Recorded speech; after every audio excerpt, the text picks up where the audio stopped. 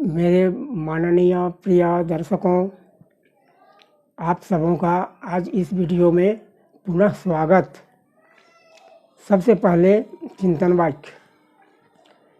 एक बार यदि किसी काम को करते हुए हारते हैं तो उस हार से घबराना नहीं है, क्योंकि अब कार्य शून्य से शुरू नहीं बल्कि अपने अनुभव से पुनः शुरू होगा। अतः कार्य को पुनः करने की कोशिश करना है। या इस समय ध्यान योग की बातें हो रही हैं। जैसा कि मैंने कहा कि सभी अन्य योग की भांति ध्यान योग का भी एक महत्वपूर्ण योग है, तो इसके विषय में कुछ विशेष बातें आप सबों को रखता हूँ। इसमें क्या है कि सबसे पहले अपरिग्रह।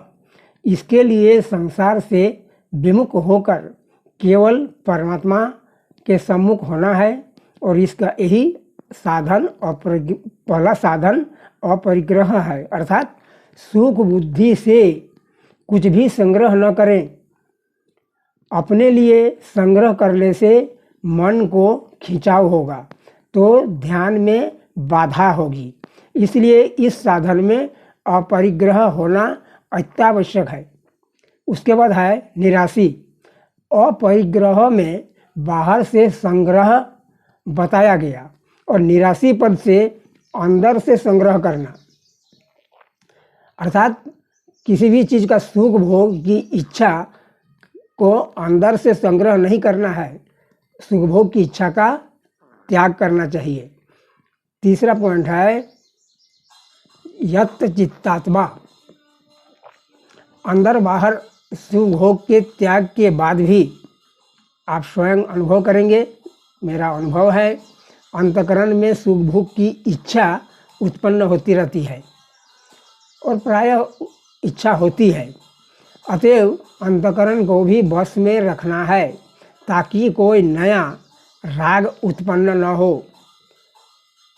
नया राग होने से व्यर्थ की चिंतन की प्रवृत्ति होती है, जो अंतःकरण और शरीर को वश में रखने में बाधक बनती है। अतएव यत चित्तात्मा भी होना आवश्यक है। उसके बाद है किसी भी इस अभी तो हम आपको ध्यान योग की बातें कर रहे हैं, तो ध्यान तो आप सब अच्छी तरह समझ रहे हैं कि इसमें तो बाहरी किसी भी प्रकार से भंग नहीं होना चाहिए, मन का विचार भंग न हो, बाहरी व्यवस्था न हो। अतएव एकाकी होना है। एकाकी मतलब है अकेलापन। इसमें अकेलापन आवश्यक है। प्रायः लोगों को देखते हैं कि 2, 3, 4 मिलकर के भी ध्यान में लोग बैठते हैं, किंतु उसमें उतना सफलता नहीं मिलेगी जितना कि एकाकीपन में मिलेगी। एकाकीपन का मतलब है आप स्वयं किसी ऐसे स्थान में रहें जहाँ किसी भी प्रकार का शोरगुल, बाधा, हल्ला गुल्ला या अन्य कहीं किसी प्रकार की आवाज़, ये सब नहीं हो और बिल्कुल शांत रहे। तब अकेलापन होने से ध्यान में परमात्मा की ओर मन स्वतः खिंचाव होता है। ध्यान होने से ध्यान में नाना प्रकार की बाधाएं उत्पन्न होती हैं, इसीलिए अकेलापन आवश्यक है। इसलिए स्थान एकांत सुनसान हो। इसके लिए नदी किनारा, घर के ऐसे स्थान जहाँ कोई आता जाता न हो, एकांत मंदिर, ये सब साधन के लिए उत्तम जगह है, ताकि संसार की तरफ खिंचाव न हो और सभी प्रकार के बाधाओं से हट जाएं और बाधा उत्पन्न ही नहीं हो। इसके लिए आपको स्वयं और ऐसे बहुत सारे स्थान चिंतन कर सकते हैं जिसमें आपको अकेलापन मिलेगा।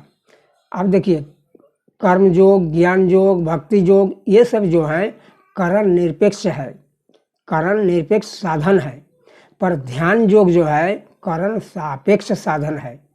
ध्यान में बैठते समय संसार से मन हट जाना चाहिए। संसार से किसी भी प्रकार का कर्म जो नित्य कर्म होता है सामान्य जीवन में जो आता है उन सबों से को निपटा लेना चाहिए और परमात्मा का चिंतन करना है।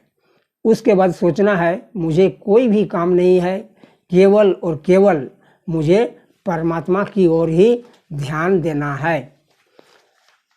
तभी जा कर के आपका ध्यान योग सफलता की ओर जाएगा। फिर इसमें देखिए आगे की बात कर रहा हूँ। ध्यान के लिए तो आपको स्थान चाहिए। तो स्थान कैसा होना चाहिए? स्थान की शुद्धता। शुद्धता भी दो तरह की होती है। एक भूमि की शुद्धि स्वतः होता है, जो स्वतः शुद्ध भूमि रहता है, जैसे गंगा नदी किनारा या अन्य कोई पवित्र नदी का किनारा, जंगल, तुलसी, आंवला, पीपल आदि वृक्ष के नीचे हम ध्यान कर सकते हैं, जो पवित्र माना गया है। और एक है जो स्वयं शुद्ध करना पड़ता है। स्वयं शुद्ध करने का मतलब हुआ किसी जिस स्थान पर आप ध्यान करते हैं, अगर यदि स्थान पक्का हो तो उसको बढ़िया से धो पोंछ लेना चाहिए। यदि मिट्टी हो तो वहाँ पर गोबर वगैरह लिपवा के हम शुद्ध कर सकते हैं। तो स्थान की शुद्धता अत्यावश्यक है, क्योंकि स्थान शुद्ध रहेगा तो आपका मन भी शुद्ध रहेगा और मन में किसी भी प्रकार का दुर्विचार नहीं आएगा। अब देखिए स्थान तो साफ हो गया, अब आपको बैठना है। तो इसमें लकड़ी का या पत्थर का चौकी होना चाहिए।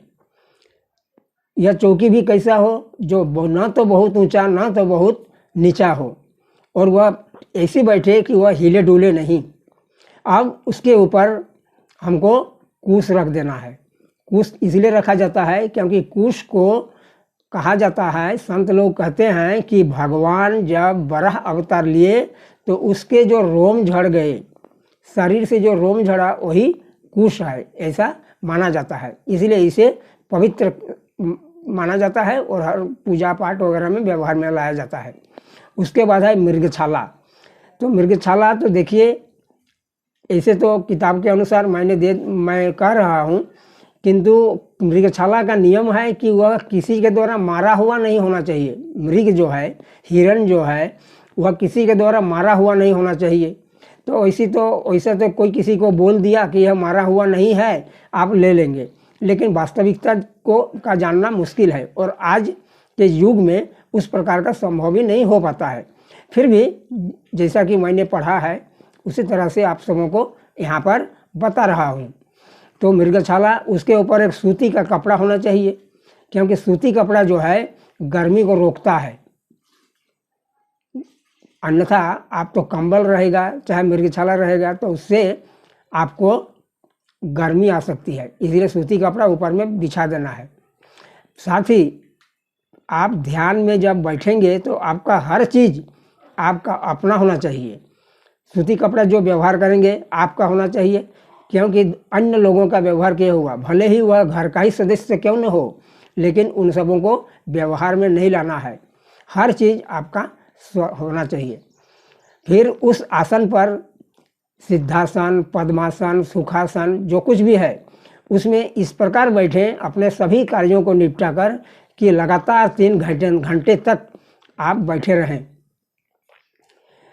और शरीर किसी भी प्रकार से चंचल नहीं होना चाहिए, क्योंकि शरीर की चंचलता मन को स्थिर होने नहीं देती है। शरीर, मन, इंद्रियां बस में होनी चाहिए और इन सबों को बस करने का और एक साधारण उपाय, व्यवहार के समय भी आपका बस में रहना चाहिए। व्यवहार के समय, हर क्रिया के समय आपका अपना अधिकार होना चाहिए। यदि व्यवहार काल में बस में नहीं हो पाता है तो वह ध्यान काल में भी बस में करने में कठिनाई होगी। तात्पर्य है कि जीवन संयत होना चाहिए।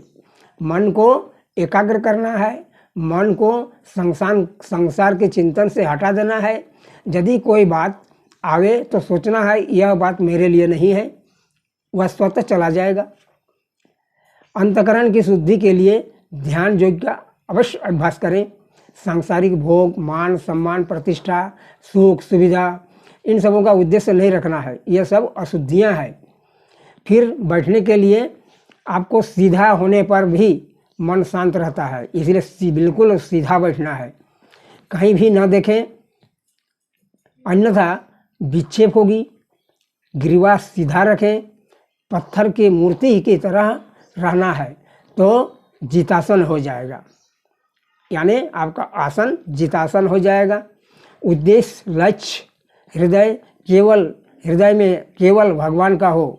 मन और चित्त, मन को हटाना, चित्त को भगवान में लगाना, मन को हटाना, चित्त को भगवान में लगाना, यही ध्यान योग की मुख्य बातें हैं।